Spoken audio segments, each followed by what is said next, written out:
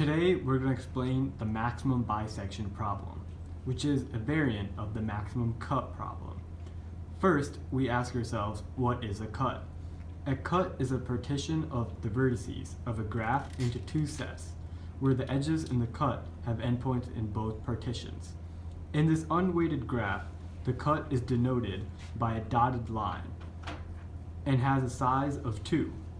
The first partition contains vertices A, B, and D, and the second partition contains vertex C.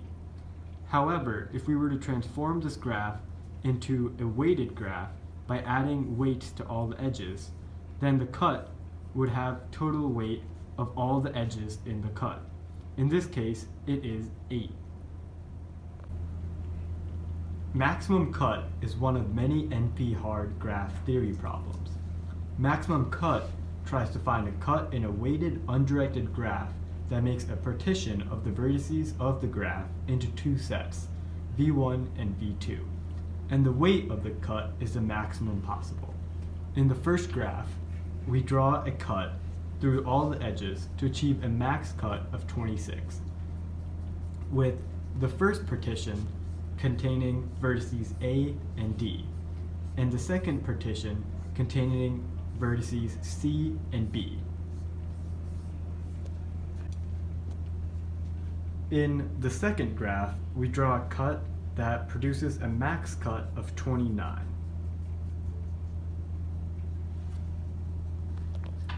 The first partition contains vertices A, C, and D, and the second partition contains vertices B and E. No other partition of the graph will yield a result of more than 29, thus making this cut the max cut. Max cut as a decision problem can be stated as follows. It takes in an input G and an integer K. G is a weighted undirected graph with vertices V and edges E, and K is a positive integer, and there exists a cut of weight greater than or equal to K. Maximum bisection is very similar to max cut, but it requires that the partition of vertices creates two sets of the same size. Maximum bisection as a decision problem has the same input and the same conditions as max cut, with the additional constraint that the cut produces two sets of vertices of equal size. We can see that the partition for the max cut in this graph divides the graph into two sets, where the first set contains the vertices A, B, and D, and the other set contains vertex C.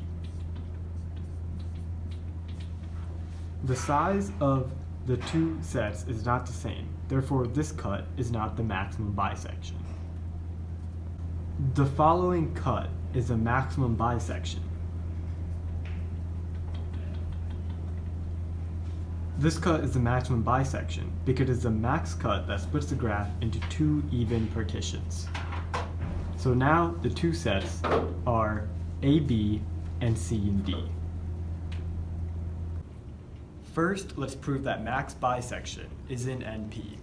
We can make a non-deterministic polynomial time decider n as follows, that takes an input G and K, where G has vertices V and edges E. In the first step, we non-deterministically choose a subset of vertices V1. Next, we let V2 equal V minus V1 such that the vertices in V2 are in V but not in V1. Next, we check that the size of V1 equals the size of V divided by 2. If not, we reject.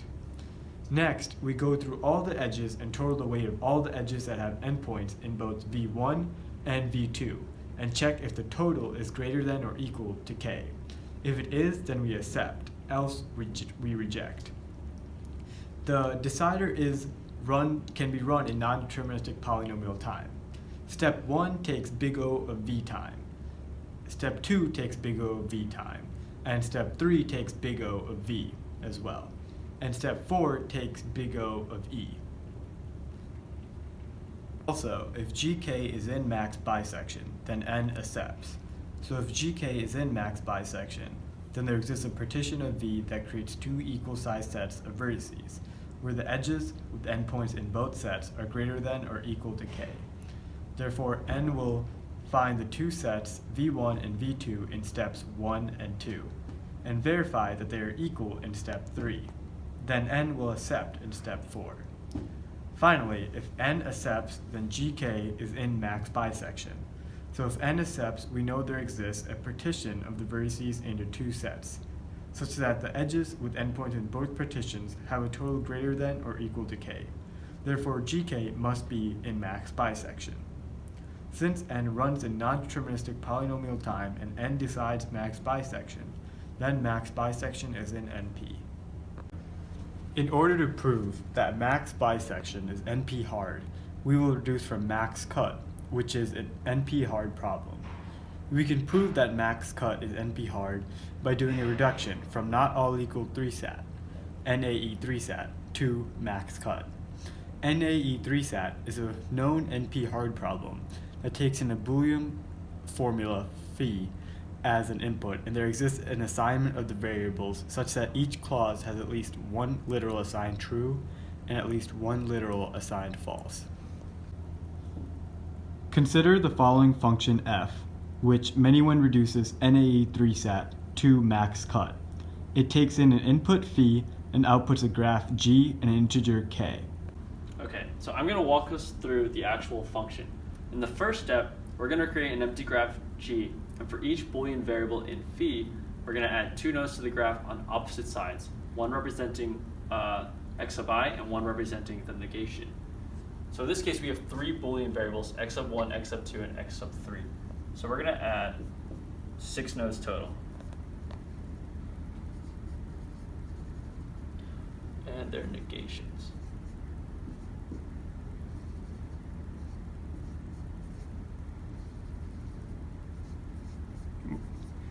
Next, we're going to iterate through each clause. If a clause has two identical literals, we add two parallel edges connecting the identical literal to the distinct literal. This is the case in the first clause, where x sub 1 will be connected to not x sub 2 with two parallel edges. It is also the case in the second clause, where we connect x sub 1 to not x sub 3 with two parallel edges. Also, if a clause has three distinct literals, we add three edges connecting all of the literals together. This is the case in our third clause, where we connect not x sub 1 to not x sub 2 to x sub 3. Next, for each appearance of a variable, we're going to add an edge between it and its negation. So in this case, in the first clause, we're going to add an edge between x sub 1 and not x sub 1. And then for x sub 2, we're going to do the same thing, and then another one. In the rest of our clause, we have two more x sub 1s. We have three more x sub 3s. And we have one more x sub 2.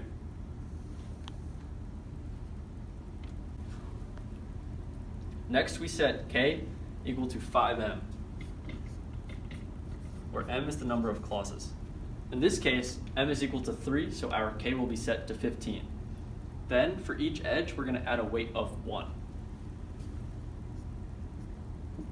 I won't write these out for all the edges, but just for a couple. And then we're going to output this graph, g, and we're going to output this k. First, we check that our function f is polynomial time computable. Step 1 runs in big O of m, where m is the number of clauses in the Boolean formula. Step 2 runs in big O of m, and step 3 is constant. Step 4 and step 5 are big O of m. In total, we know that f is a polynomial time computable function. If phi is in NAE 3-sat, then we know our output g prime k is in max cut. We know this because if phi is in NAE 3-sat, then there is some satisfying assignment of the Boolean variables in phi in which each clause has at least one literal set to true and at least one literal set to false. Then we know in our function f from step 2 that each clause will contribute two edges to the max cut. This is because if a clause has two identical literals, then the clause needs to have one literal on the true side and one literal on the false side in order to be an NAE3 set. If a clause has three distinct literals, then at least one literal needs to be on the true side and at least one literal needs to be on the false side as well. This will contribute 2 edges to the max cut. Also, from step 4 of our function, each variable will contribute an edge to the max cut, since we've added an edge connecting the true side to the false side, regardless of the Boolean variable. Since each clause has 3 Boolean variables, this step adds 3 times the number of clauses to the max cut.